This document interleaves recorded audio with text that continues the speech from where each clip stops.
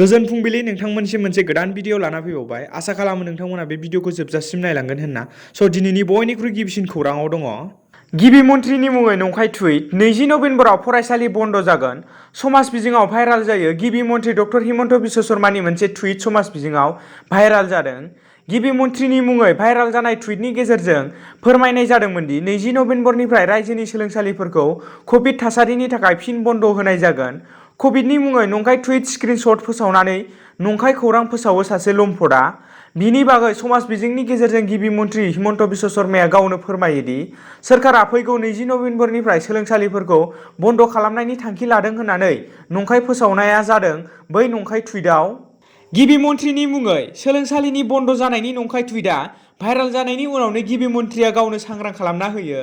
लोगोसेनो गावनि फारसेनिफ्राय मोनसे रादाबनि गेजेरजों बे नंखाय टुइट खालामनायखौ फोथायनो नाङा होननानै खावलायो। गिबि मन्थ्रिया बुङो दि बे टुइट खालामनाया नंखाय होनना सोलोंसालि बन्दनि जेबो थांखि लानाय जायाखै। बै टुइटखौ गिबि मन्थ्रिनि फारसेनिफ्राय खालामनाय जायाखै। सोरबा लम्पट सुबुङासो बै नंखाय बाथ्रानि टुइटारखौ स्क्रिनशट खालामनानै भाइराल खालामदों। लोगोसेनो बेबायदि नंखाय टुइट खालामनायनिफ्राय सांग्रां थानो थाखाय सरासनस्रा राइजोफोरखौ खावलायो। गुबुन फारसे बै गाज्रि खामानि मावग्रानि सायाव नायबिजिरनो थाखाय आसाम पुलिसनो गिबि मन्थ्रिया बिथोन होयो। इउपिपिएलनि गोहोआ बांलांगासिनो। बिपिएफनि जेबो गोहो थानाय नंला बुंदों प्रमद बर' बिथाङा। बिटिसिनि गाहाय मावफुंगिरि सोद्रोमा प्रमद बर'आ बेरफ्रुसारनाय बिबुंथि होदों। बिटिसिनि गाहाय मावफुंगिरि सोद्रोमा प्रमद बर'आ 2 नबेम्बराव फोसावजानाय आसाम उफ्रा बिसायख'थियाव इउपिपिएलनि सानै एमएलए देरहानो हानाय बिथांमोनखौ लानानै गिबि मन्थ्रि डक्टर हिमन्त बिश्व शर्मानो साबायखर बावनो मैया दिसपुराव आगान होयो। प्रमद बर'नि बायदिब्ला बिपिएफ होननाय आरो जेबो गोहो थानाय नंला। बिपिएफनि थाखाय दा सान हाबनाय बायदि खोमसिनि साया गोसारबाय। बिनि थाखायनो बिपिएफआव रावबो थानो नागिरा। हाग्रामा महिलारिया गावनो बुंदोंमोन दि बिपिएफआ खाबु नागिरग्रा दोलो होननानै। खाबु नागिरग्रा दोलोआव सोर थानो सानगोन होनना। लोगोसेनो मन्थ्रिनि थाखाय मोनसे रिजार्भेसन दं। जों जेबो दाबि खालामनो गोनां बाथ्रा गैया। बिपिएफआ मोनसे खाबु नागिरग्रा हान्जासो। बेवहाय रावबो हेफाजाब होग्रा एबा दैदेनगिरि थाया। बिनिखायनो गासैबो ओंखारबोनो नागिरदों होनना फोरमायदों बिटिआरनि मावफुंगिरि सोद्रोमा प्रमद बर' बिथाङा। गुबुन फारसे बिटिसिनि गार्जेन मन्थ्रि अशक सिंगालाबो बुङो दि दायो बिजेपि सोरखारा मोजां खामानि मावनायनि थाखायनो राइजोफोरा गोबां भट होनानै देरहाहोदों आरो गिबि मन्थ्रिनि गोख्रों बिफाव लानायनि थाखायनो बे देरहानाया जादों होनना फोरमायदों। चिरां डिस्ट्रिक्टनि सिङाव थानाय खासिकत्रा ओनसोलनि गेदेरगाव गेलेग्रा फोथाराव रुंसारि शैलेन्द्र बसुमतारीनि थामथि गोसोखांथि फुटबल बादायलायनाय हाबाफारि लानाय जादों। बे बादायलायनाय हाबाफारिया 23 अक्ट'बरनिफ्राय जागायदों आरो 7 नबेम्बरसिम सोलिगोन। आरो बे फुटबल बादायलायनाय हाबाफारिखौ चिरां डिस्ट्रिक्टनि सिङाव थानाय गेदेरगाव पुर्निमा क्लाब आरो लाइब्रेरिया अर्गेनाइज खालामदों। बिनिखायनो बे फुटबल बादायलायनायखौ गेदेरगावनि खाथि खालानि ओनसोलखौ नायनो थाखाय खावलायहरदों बिथांमोननि क्लाबा। बिनिखायनो जायफोर गोसो गुदुं बिथांमोना नायहैनो हागोन। जोंहा बे चिरां जिल्लानि सिङाव थानाय गेदेरगाव गामिनि पुर्निमा क्लाबनि बानजायनायाव शैलेन्द्र बसुमतारीनि मुङै गोसोखां जोलुर बादायलायनाय होनाया जोंहा फैयै फैयै दिनै सेकेन्ड क्वार्टार फाइनालाव हाबफैबाय आरो बे गेलेनाया जोंहा फैगौ नबेम्बर दाननि 7 अक्ट'खालि जोबगोन। बिनिखायनो बै 7 अक्ट'खालि बयबो रायजो राजाखौ फैनानै जोंनि बे गेदेरगाव गामिनि गेवलां फोथाराव फैनानै खेलाखौ नायफैनो थाखाय खावलायहरनाय जाबाय। रायजोआव देहा फालांगिनि थावनिखौ बोस्रांदों। सा9 आइजो आरो सा4 सेंग्राखौ हमनो हायो।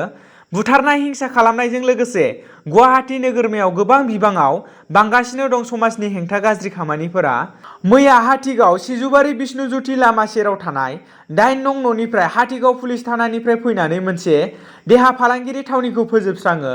जायगानि राइजोफोरनि अजदखौ मिरु खालामनानै हाथिगाव पुलिसआ मोनसे सिग्रोमनाय खालामनानै सा13 जननि मोनसे गेदेर देहा फालांगिरि थावनिखौ फोजोबस्राङो। हानजायाव सा9 आइजोफोरजों लोगोसे सा4 सेंग्राफोरखौबो हमनो हायो। मोनथिनो मोननाय बायदिब्ला गोबाव समनिफ्रायनो सासे उखिलनि न'आव बे देहा फालांगिखौ मुजिहाबथावै खालामगासिनो दंमोन होनना मोनथिनो मोन्दों। आसामनि गिबि अलिम्पिक देरहानो हानाय लाभलिना बरग'हायनो हादोरनि गेलेगिरिफोरनि जौसिन मान खेल रत्न।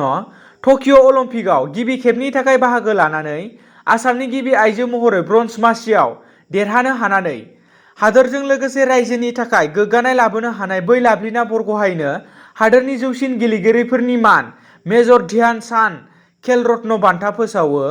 बेखौ मोननाय लोगो लोगोनो आसामनि गिबि अलिम्पिक देरहागिरि जानायजों लोगोसेनो खेल रत्न बान्था मोननाय आसामनि गिबि असमिया जागोन लाभलिना बरग'हाया। बिनि सिगांबो लाभलिनाया अर्जुना बान्था आवथायनो हादोंमोन। मिरु गेलेमु आरो इयुथ वेलफेयार बिफाना फोसावनाय 2021 मायथाइनि गेलेमु बान्थानि फारिलाइयाव लाभलिनायाबो बाहागो मोनदों। बे बान्थाखौ 13 नबेम्बर खालि गोदान दिल्लीयाव गथायनाय जागोन।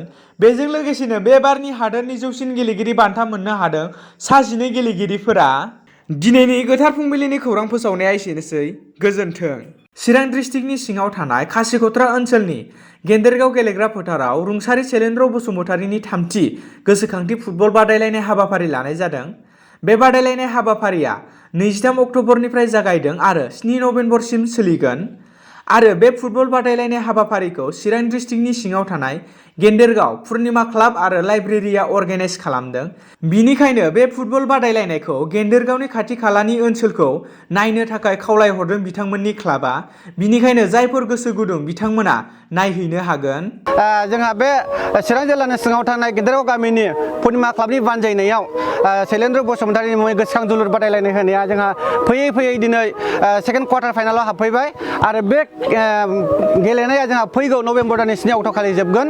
बिनिखायनो बै 7 अक्ट' खालि बयबो रायजो राजाखौ फैनानै जोंनि बे गेदेरगाव गामिनि गेवलां फोथाराव फैनानै खेलाखौ नायफैनो थाखाय खावलायहरनाय जाबाय।